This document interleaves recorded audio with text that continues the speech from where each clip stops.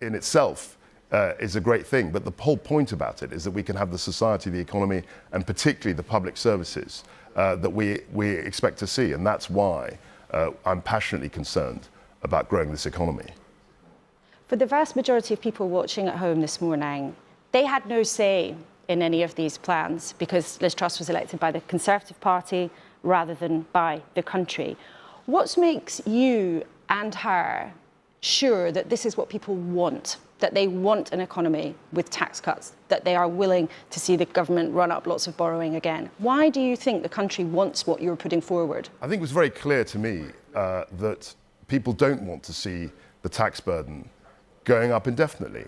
When you have a tax system, a tax burden today, which is higher than at any time in the last 70 years, people begin to worry, and business begins to worry, and says, what are the incentives to activity in this economy? How do we invest and grow?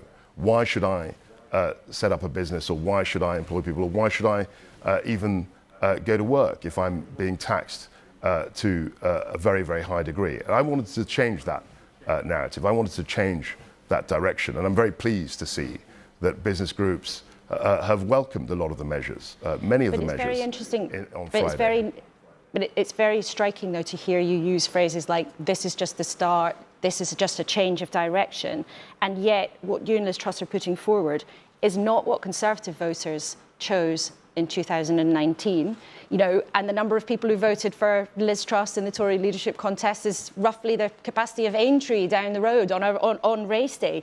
Do you feel that you've got the public's permission to go forward with what you clearly believe and are pleased about are a potentially very radical set of changes to the economy and changes to the country? So we have a responsibility in government to protect everybody and to make Britain the best it can be. And I think economic growth is absolutely essential to that.